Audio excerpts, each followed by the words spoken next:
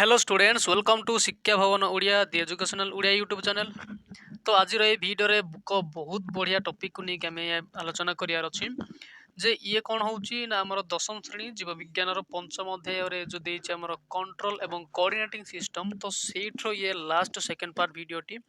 तो जो पार्ट भी आम आलोचना करवा केवल कोऑर्डिनेटिंग सिस्टम रो कहीं ना ए पर्यंत आमर कौन पढ़ते कंट्रोल पढ़ते कंट्रोलटा आमर या आग वीडियो पर्यंत सरी जाइए एठू मुझे वीडियो में आरंभ करने जाऊँगी मोर कोऑर्डिनेटिंग सिस्टमटा। ठीक अच्छे। तो ए कंट्रोल पाठ जो मुझे कहली से सबू विषय टिके आलोचना कर सारी जो जाक दरकार भी ना कि टिके माने एक्सट्रा नॉलेज विषय को भी मुझे ऑलरेडी आलोकपात कर सारी एंड ए वीडियो रे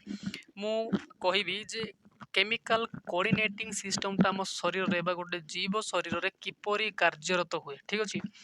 तो जिते आमर हाथ गोड़ अच्छा जोड़ा आम कार्यकारी अंग बोली कहे से मैंने कौन ना आम किसी मांसपेशी मान द्वारा कंट्रोल होती कि आमर जो भी गोड़ चलुची कि नाक आम बंद करुचे आम हाथ में या नाक सेप बदल पारे आम बॉडी को मुवमेंट कर पारे ये गुड़ाक कौन होती ना आमर शरीर में किसी मसल मान माध्यम परिचालित होती। ठीक अच्छे। तो कौन होची ना मस्तिष्कर आमर स्पाइनल कॉर्ड मानकर डिरेक्शन रे निर्देश रे से सब कंट्रोल हुअंती किंतु गोटे केबे भाबुचंती कि जेतेले आमर मस्तिष्क जो सिग्नलटा आसुची से कहा माध्यम रे आसुची हाँ कि नहीं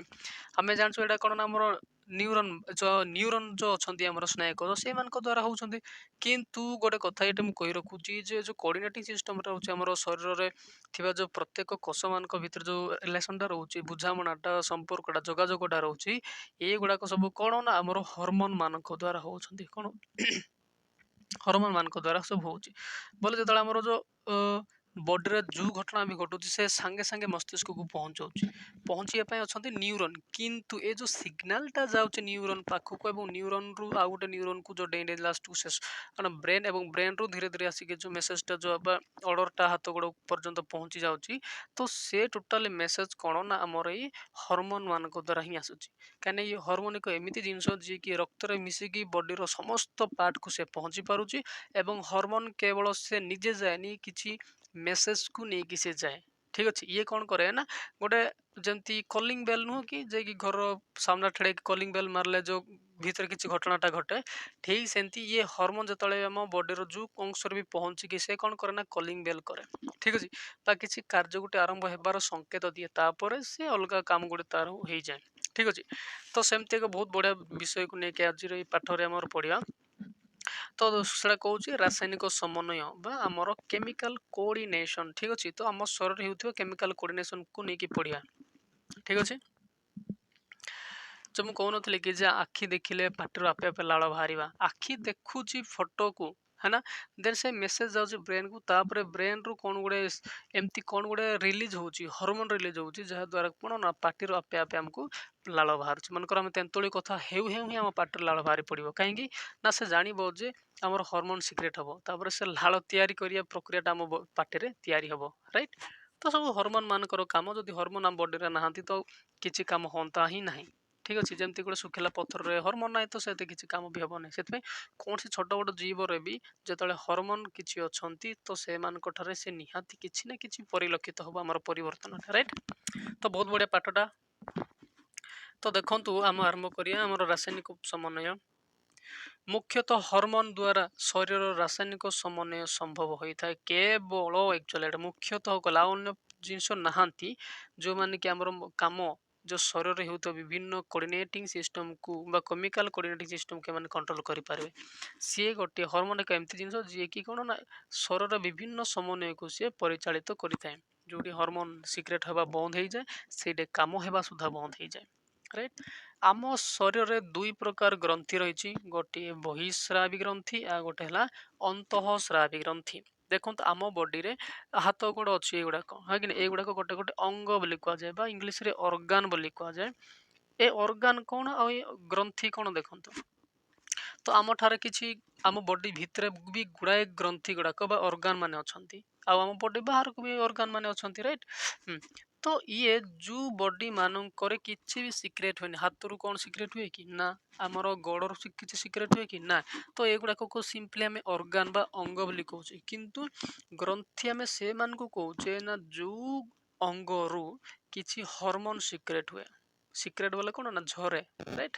तो से आम ग्रंथि बोली कौचे एवं आम बॉडी दुई प्रकार अच्छा गोटे बहिस्रावी जो जो ग्रंथि किसी हॉर्मोन बा किसी तैल पदार्थ शरीर बाहर को झरे एंड किसी ग्रंथि एमती भी अच्छा जो मान कोठू किसी हॉर्मोन शरीर भितरे भितरे ही मान कौन झरती बा सिक्रेट हुंती।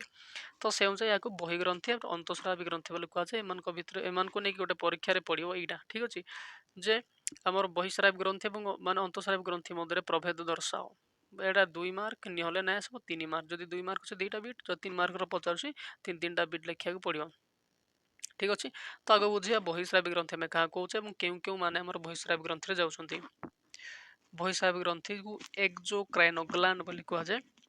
तो लाल ग्रंथि एवं यकृत आदि आम शरीर बहिस्रावी ग्रंथि माने केमती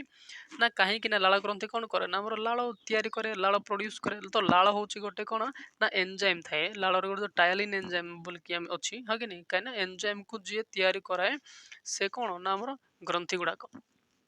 आउ यकृत जो कलिजा कहते कलिजा आम शरीर गोटे बहिस्रावी ग्रंथि राइट। तो ये कौन करे ना निज बॉडी रु से बाहर को किसी सिक्रेट करे बोलिकी एम बहिस्रावी माने बाहर को सिक्रेट करती माने ठीक अच्छे। को माने ना लाल ग्रंथि एंड यकृत ये दुईटा आम एक्सोक्राइन ग्लैंड एथिरु एंजाइम एवं अन्य केतेक पदार्थ क्षरित हुए जमती लाल आम एंजाइम ठीक अच्छे। क्षरित पदार्थ ग्रंथि लाल बा जहाँ कमे नाल नाल सॉरी नाल डक्ट बा गोटे नला को नाल बोली कहुचे डक्ट इंग्लिश रे कहते। तो ते ग्रंथि बाहर को आसे ग्रंथिटा कौन करे जो नाल ग्रंथि बोली कहुचे नहीं कि अच्छा। तो ये कौन करे ना एठू जहाँ भी सिक्रेट है ये कौन करे ना गोटे नाल माध्यम से बाहर को सिक्रेट हुए ठीक अच्छे से बहिस्रावी ग्रंथि स्रावी बोले श्राव है झरवाटा को है बाहर को झरुवा ग्रंथि को बहिस्रावी ग्रंथि कहुए। रासायनिक प्रक्रिया भाग नेबा परे मध्य एंजाइम रो गठन रे किछि परिवर्तन हुए नहीं कौन कहला ना ये जो एंजाइम टा जो सिक्रेट है गोटे ग्रंथि ये मन कर ना जो जगह को ये सिक्रेट है ये कोट ना कोटे काम लगे है कि नहीं। तो ये काम थरे यूज हेले कौन ना यार किसी भी मूल्य रे परिवर्तन हुए ना ताकू बारंबार यूटिलाइज करी हबो हाँ कि नहीं। से कौन कहला यह बारंबार व्यवहृत हुए कोटा आमर जो कुआड गला आमर एंजाइम टा एंजाइम कोठू ये हुए ना आमर बहिस्रावी ग्रंथि एंजाइम टा सिक्रेट हुए बुझेला ताकू एक बारंबार यूज कर हबो। नेक्स्ट आसीबो कौन अंतःस्रावी ग्रंथि। तो पौष ग्रंथि बा पीयूष ग्रंथि बा पिट्यूटरी देखो एटा केतेटा आमर टोटली गुड़ा को देखा भी जानती नहीं एमाने भितरे भितरे ही सिक्रेट करती डायरेक्ट से हार्मोन जहाँ भी तैयार है से गुड़ाक कौन ना से सीधा रक्त रे मिसिबे। पिट्यूटरी ग्रंथि थायरॉइड ग्रंथि बा गल ग्रंथि आम कहे जो आम बेकर जो टिके फुलिक आसे ना थायरॉइड बोली कहुए जो एमती चित्रटा गोटे थाए राइट एमती जो चित्रटा था आम थायरॉइड बोली कहुचे जो था यहाँ आम गला राइट यहाँ को आम थायरॉइड बोली कहुचे एमती थाए जोटा कि आम थायरक्सिन अभाव है कौन फुली जाए गलगंड रोग हुए बोली से कहते हाँ।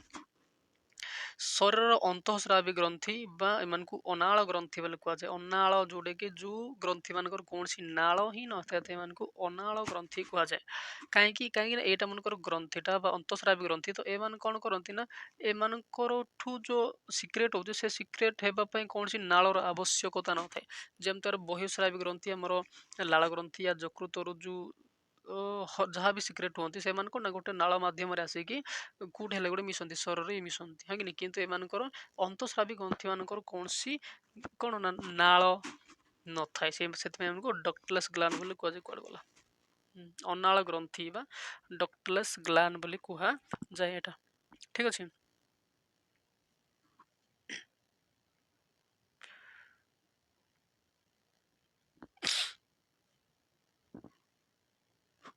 तापरे एथिरु हार्मोन क्षरित हुए कौटू आमर अंतःस्रावी ग्रंथि मानकरू हार्मोन क्षरित हुए और बहिस्रावी ग्रंथि मानकरू एंजाइम क्षरित हुए एटा डिफरेंस देखंतु आ एमानकर नाल थाए एमानकर बा एमानकर नाल थाए अनाल ग्रंथि से एमानक कुआ गला एही ग्रंथि गुड़िक नाल विहीन कौन सी नाल न डायरेक्ट एम जुठू सिक्रेट होते डायरेक्ट एम रक्त मिशंती है यहाँ गोटे रक्त प्रवाहित होता है ए ग्रंथि डायरेक्ट जहाँ भी हॉर्मोन जहाँ भी सॉरी एम जहाँ भी हाँ हॉर्मोन क्षरित हुए डायरेक्ट रक्त मिशंती एथिरू हॉर्मोन क्षरित हुए कहली एट 1 मार्क आसो तो यही ग्रंथि गुड़िक नालविहीन तेणु एथिरू क्षरित हॉर्मोन सीधा सड़क रक्त मिसे जहाँ भी एमतिया अंतस्रावी ग्रंथि जहाँ भी हॉर्मोन क्षरित होची से माने डायरेक्ट कौन ना रक्त मिशंती कहीं एमनकर नाल फल न थाए जे ड्रेनेज सिस्टम न थाए जे माने जाई अलग कोठी मिसी जिवे राइट एतकी कथा तो 58 पेज रो नेक्स्ट को जिवा एमान कौन कले को माध्यम रे हाँ रक्त माध्यम कौन कर ना गोटे जगह आ गोटे जगह पहुँचे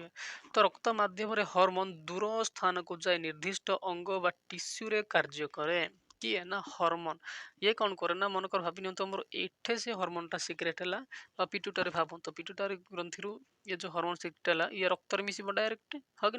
मिसिक ये कौन कर रक्त डायरेक्ट रक्त जुआड़ जुआड़ जाऊे मोर से हॉर्मोनटा सियाड़ सियाड़ जीव गोटे कोष पहुँचिकी सी ता काम आरंभ कर कार्य कर सारिया पर हॉर्मोन नष्ट हो जाए वन्स जदि हॉर्मोनटा काम लगिला से तार एक्सपायर डेट सरीगला वन्स ही यूज हो से सिरेंज भाया गोटे थर ही यूज हो काम सरीज किंतु माने एंजाइमटा बारंबार मत यूटिलाइज करहब हाँ कि व्यवहार हम सी तेणु एंजाइम परी हॉर्मोन बारंबार व्यवहार योग्य नुहे ये हॉर्मोन कौन करना थोड़े यूज हो गले तार एक्सपायर डेट खत्म है कि नहीं तो सारणी एक आमर यहाँ जो देती बहिस्रावी ग्रंथि और अंतस्रावी ग्रंथि मध्य प्रभेद डिफरेन्स बिटवीन कौन ना endocrine gland and exocrine gland भितर किसी गोटे देती कहते 2 मार्क ना 3 मार्क क्वेश्चन आसे ये तो सारणी 2 रे एंजाइम और हॉर्मोन मध्य प्रभेद दि जाए बहुत इंपोर्टेंट पढ़ी मन रखिए ठीक अच्छे से कहले एटा 3 मार्क आसे जदि भी 2 मार्क आसीबो तथापि एतकी हमको 3 बिट रे लिखिया को पड़िबो कौन कहला से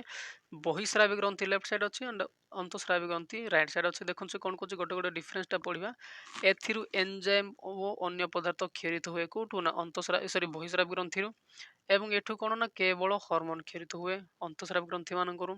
2 नंबर कौन ना क्षरित पदार्थ निर्दिष्ट नाल दे ग्रंथि बाहर को आसे से तो बहिस्रावी गल कहगला किंतु एमनकर कौन सी कौन ना नाल न थाए मान डायरेक्ट कौन ना रक्त रे मिशंती है कि नहीं अच्छा क्यों क्यों मान एग्जांपल देवा लाल ग्रंथि और यकृत इत्यादि है कि नहीं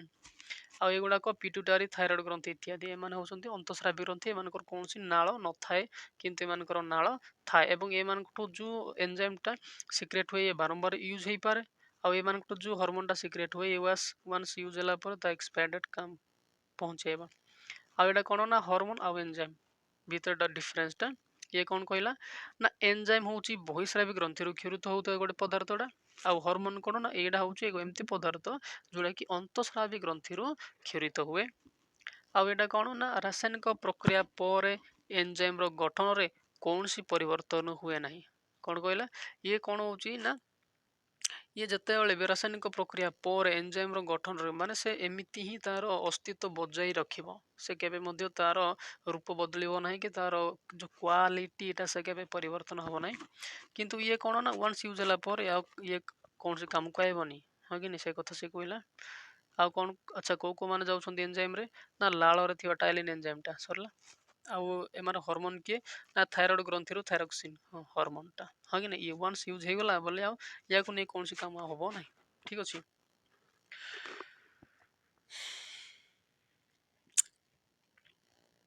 अच्छा एमान भितर समन्वयटा रक्षा केमती हो पारे समन्वय बोले कौन ना कोऑर्डिनेशन जोगाजोग केमती तार बुझामणा केमती रोचे कि नहीं देखो से एतकी पढ़िया जे आम शरीर विभिन्न अंग संस्थान नियंत्रण एवं से गुड़िक मध्य समन्वय रक्षा पाई 2 प्रकार पद्धति रही एटा कौन हो ना दीटा प्रोसेस अच्छी जो कि गोटे जीव शरीर समस्त समन्वय पद्धति कोऑर्डिनेशन सिस्टमटा कन्स्टेबल स्टेबलटा रोचे ना जो गोटे जब गिड़ी बड़ हो गला तो भर जोगाजोगटा रहा इे हाथ में खंडिया होता ब्रेन जानू न ଇଆଡ଼େ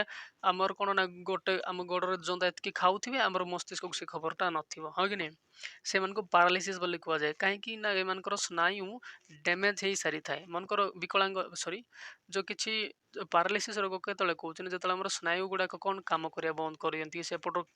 କାମ ଅଚଳ ହେଉଥିବ, ସେ କଥା ମସ୍ତିଷ୍କକୁ ଜଣା ନଥିବ, ରାଇଟ୍? ତ ଦେଖନ୍ତୁ ଦୁଇଟା କାମ ଦ୍ୱାରା ହୁଏ, ସେଇଟା ହେଉଛି ଏକ ସ୍ନାୟବିକ ପଦ୍ଧତି ଆଣ୍ଡ ଆଉ ଗୋଟେ ହେଲା ରାସାୟନିକ ପଦ୍ଧତି। ଦୁଇଟା ପଦ୍ଧତି ପାଇଁ ଆମ ବଡ଼ିରେ କ'ଣ ହେଉଛି ନା ଆମର ଇଏ କୋର୍ଡିନେଟିଂ ସିଷ୍ଟମଟା ବାସ୍ କାମ ତାର କରୁଛି। ସ୍ନାୟବିକ ପଦ୍ଧତିରେ ସ୍ନାୟୁକୋଷ ମାଧ୍ୟମରେ ଖବର ବିଦ୍ୟୁତ ରାସାୟନିକ କ୍ରିୟା ଦ୍ୱାରା ସଞ୍ଚାରିତ ହୁଏ। ସଞ୍ଚାରିତ ହେବା ବୋଲେ କ'ଣ ନା ଇଏ ଆଉ ଗୋଟେ ଜାଗାକୁ ପହଞ୍ଚିବାଟା, କାହିଁକି ଟ୍ରାନ୍ସଫର ହେବାଟାକୁ ସଞ୍ଚାରିତ ହୁଏ ବୋଲି କହୁଛନ୍ତି। ସ୍ନାୟବିକ ପଦ୍ଧତିରେ ଦ୍ୟାଟ୍ ମିନ୍ସ ସ୍ନାୟୁ କୋଷ ମାନଙ୍କ ଦ୍ୱାରା ହଁ କି ନାହିଁ ଖବର କ'ଣ ହେଉଛି, ଖବର ବୋଲେ କ'ଣ ବଡ଼ିରେ ହେଉଥିବା ଖବରଟା ଯାଇକି ବ୍ରେନ୍ ୟା ସ୍ପାଇନାଲ କର୍ଡ଼ରେ ପହଞ୍ଚିବାଟାକୁ ସେ ବୁଝାଉଛି ଏଇଟା। ତ ଏମାନଙ୍କ ଦ୍ୱାରା ଖବର ବିଦ୍ୟୁତ ରାସାୟନିକ କ୍ରିୟା ଦ୍ୱାରା ସଞ୍ଚାରିତ ହୁଏ, ରାଇଟ୍? ସେମାନଙ୍କ ଭିତରେ କିଛି ଗୁଡ଼େ ବିଦ୍ୟୁତିକ କ୍ରିୟା ଘଟୁଛି, ଯେଉଁଥିପାଇଁ କି ଗୋଟେ ସମ୍ବାଦ କ'ଣ ନା ଗୋଟେ ଜାଗାରୁ ଆଉ ଗୋଟେ ସାଙ୍ଗେ ସାଙ୍ଗେ ବିଦ୍ୟୁତ ଯେମିତି କ୍ଷିପ୍ର ଗତିରେ ଗତି କରେ, ଠିକ୍ ସେମିତି ଆମର ସମ୍ବାଦ ଘଟୁଥିବା ପ୍ଲେସ୍ରୁ ସେ କ'ଣ କରେ ନା ମସ୍ତିଷ୍କ ପର୍ଯ୍ୟନ୍ତ କିଛି ସେକେଣ୍ଡ ମଧ୍ୟରେ ହିଁ ସେ ପହଞ୍ଚିପାରେ। ରାସାୟନିକ ପଦ୍ଧତିରେ ଅନ୍ତଃସ୍ରାବୀ ଗ୍ରନ୍ଥିରୁ କ୍ଷରିତ ବିଭିନ୍ନ ହରମୋନ ଦ୍ୱାରା ବାର୍ତ୍ତା ପ୍ରସାରିତ ହୁଏ। ଘଟଣା କ'ଣ ହେଉଛି, ଅନ୍ତଃସ୍ରାବୀରେ କ'ଣ ଇଏ